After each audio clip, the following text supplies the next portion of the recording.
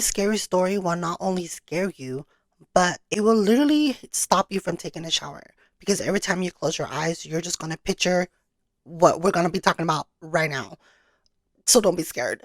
But I made a poll last week for my witches, and they decided that 76% of you chose scary stories. And that's what we're doing today on World Wide Witchy Wednesdays. Last night, when I was in the shower, I couldn't stop thinking about it.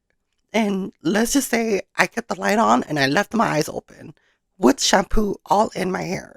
Okay. Now, I also made another video for you on my podcast, Scary Stories from Reddit, with my friend Miguel, which I will leave in the link in the description box below.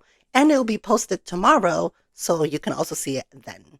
But with that being said, don't forget to like this video and also subscribe, and let's get straight into the video.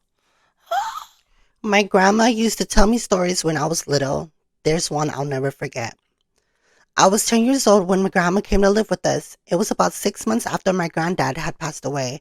I guess looking back, she must have been lonely in that big house of theirs, rattling around with only the grief and memories for company. So despite a few protests from Mom, my parents took her in. There were no protests for me, none at all. Grandma was loud, fun, and loved her. She had an almost limited supply of boiled sweet, and she'd always slip me a couple whenever she saw me. She was always the first to stick up for me when I got in trouble too. But it was her story I loved the best. Grandma had all kind of stories. Stories about growing up during World War II. Stories about things I'd shed to get with her friends on the South Coast after her family had been evacuated. Funny stories and adventure stories. But it was her scary stories that were my favorite. Grandma had lots of scary stories. She told me she dabbled in the occult when she was a teenager, trying the Ouija board with her friends. Tarot cards, fortune telling, all that stuff. Most of the stories I laughed off or forgot about not long after she was done telling them, but there were a couple that would really spook me. I was only 10 at the time, you have to understand, and Grandma certainly knew how to bring the stories to life. She'd shut off the lights in the room so only the glow of the night sky shone through the curtains, and she'd shuffle in real close, close enough so I could see the wrinkles on her face and the smell board sweets on her breath. Close enough so her deep blue eyes could stare right into mine. She must have given me nightmares with a few of those tales, but now, years later, there's only one that I can still remember, only one that stuck with me. The story about the shower and Mr. Longfingers. Grandma told me about Mr. Longfingers one night after I asked about her bath. Grandma used to love her bath. She spent ages in them. Light candles, incense, and lie in the tub, humming to herself until the water turned cold. It drove my mom crazy. But when I asked her why she loved it so much, she said it was the only place she could relax. It was the only place that she was safe for her to relax. You know, people like me who are, well, more sensitive to certain things, we have to take baths, she told me seriously one night. Shuffling closer on the bed, I couldn't possibly spend that long in the shower. It'd be too far, too risky. Grandma stared at me with those blue eyes of hers, unsmiling, and I knew it was time for one of her stories. One of the scary ones. I shivered with pleasure and pulled the covers up to my chin. Why is it risky, Grandma? She half turned to look out the window, watching me from the corner of her eye, pausing for the effect. I waited, feeling my heart rate pick up so ever slightly in my chest. Well, she said after a moment, it's only risky if you close your eyes, of course. If you close your eyes for longer than 10 seconds. What do you mean? Well, do you ever play that game in the playground with your friends, the one where someone turns their back and the others sneak up on them when they're not looking? I nodded, and Grandma nodded back. Exactly. So that's what it's like in the shower when you have to close your eyes. That's what it's like with Mr. Longfingers. A cold itch tickled back. Who's Mr. Longfingers, Grandma? She let out a deep breath as if she'd wished she had said anything. Turned her head back to face mine. When she next spoke, she lowered her voice. No one knows exactly, Grandma whispered. Some think it's a creature that's attracted to heat and smell we give off in there. Others think it's a demon that finds a way into our realm through the dense steam clouds. No one can say for sure, because the only one who have actually seen Mr. Longfingers aren't going to be able to tell you. I pulled a breath. Why not? Grandma shuffled closer along the bed and leaned towards me, leaving my question hanging in the air. Don't you worry about it, sweetheart. Don't worry your pretty head. As long as you remember the rules, you'll be fine. What rules? Well, when you're in the shower, you try not to close your eyes for too long. 5 seconds is fine, but 10 seconds is about way too much. Yeah? Then what? Well, any longer than that, and you may just start to feel something in the room with you, something watching. And if you ever go longer than 15 seconds, that's when you might start to hear a noise too. Hear what? The soft tap, fingers on the glass, fingers drumming against the glass door of your shower. If you do ever hear that noise, God forbid, will you make me a promise? What, Grandma? Promise me you'll never open your eyes. I barely slept that night. Hardly at all. I'd close my eyes and try to relax, but every time I did, I'd imagine a face pressed against my bedroom window, staring in at me.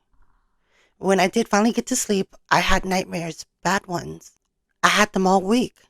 In fact, dreams about disembodied eyes watching me in the dark and long fingers reaching out to touch my exposed skin. It wasn't any better when I was awake, neither. Not really. The shower was the worst. That's when Grandma's story really got to me. I'd never really thought about it before, but sadly, I had trouble shutting my eyes in there. I'd be standing beneath the beating water, shampoo running down my face, and as soon as I squint my eyelids close, I hear Grandma's voice running through my head. 5 seconds is fine, and 10 seconds is just okay, but any longer than that. I'd rub my hair so fast, feeling the shampoo drip off my chin, and as soon as I counted past 5 seconds, I'd feel it. A sort of pressure, not feeling of being watched exactly, but sometimes close to that. I'd run my fingers faster and faster through my hair, frantically trying to get the suds out, and the ready blackness behind my closed eyes, coupled with the rush of water in my ears, will feel like I held my breath.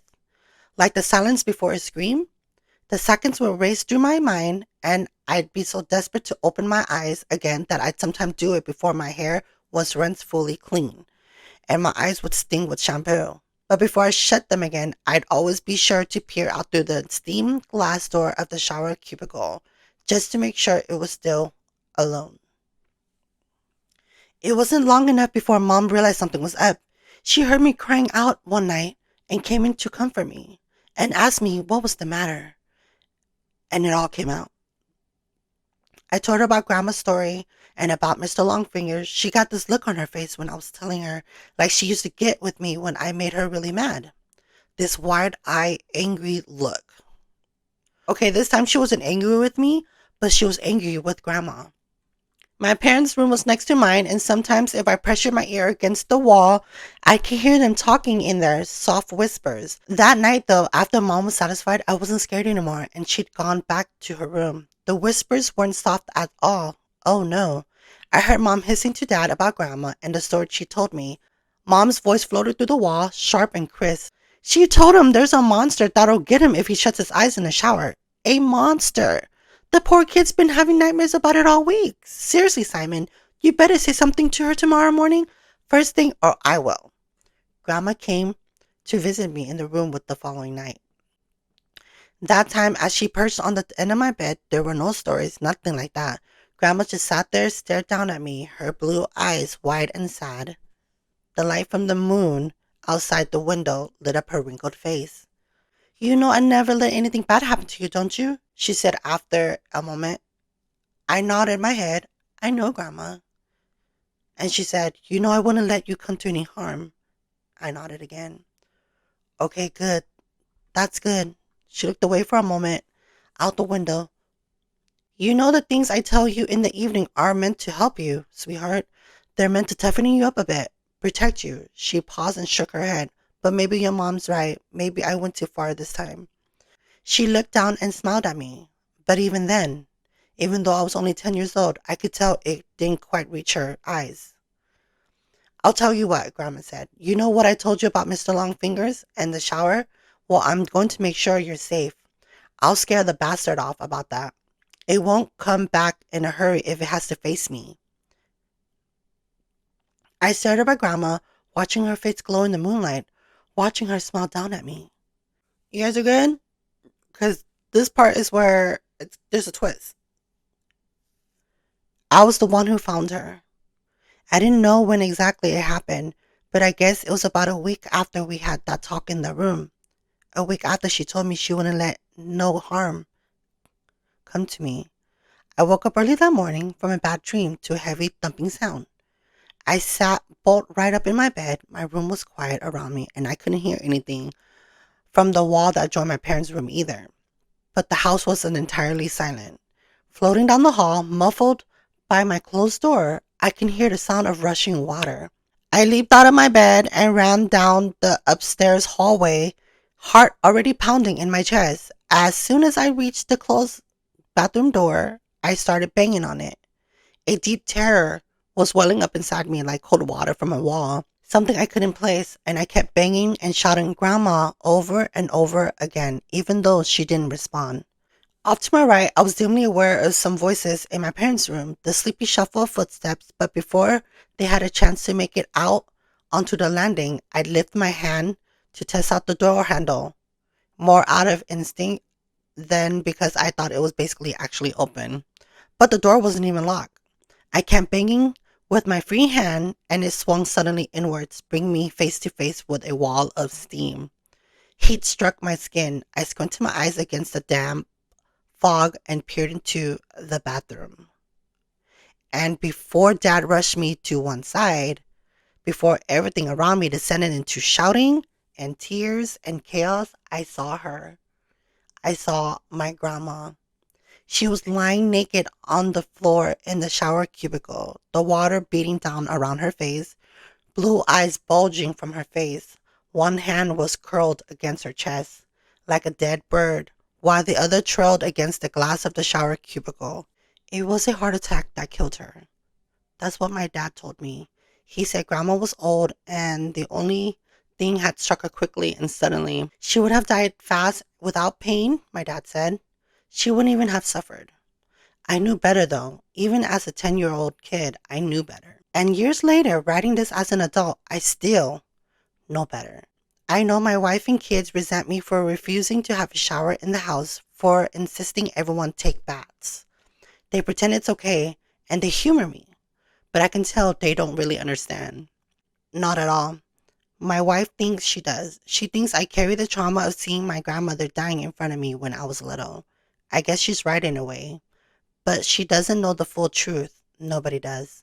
And no one would believe me even if I told them.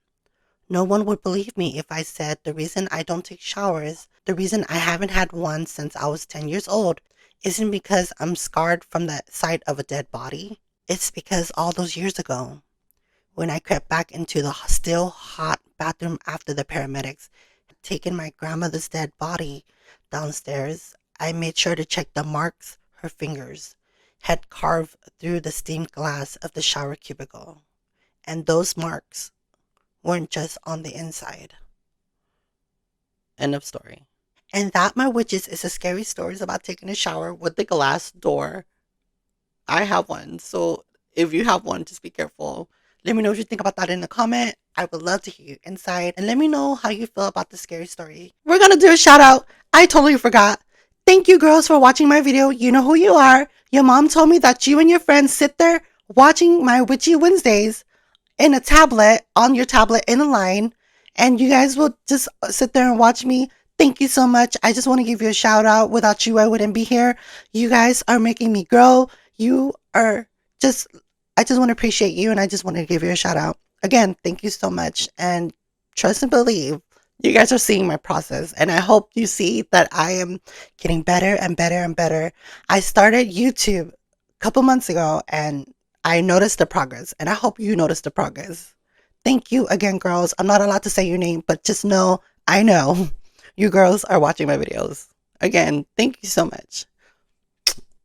And that's a fact, my witches. Anyways, I left an email in my description box below. I would love for you to send me an email so I can read your stories on my podcast, which you can check it out in the playlist and also on Witchy Wednesdays. Now, with that being said, be careful out there. When you take a shower, make sure it's not longer than 5 to 10, 50 seconds.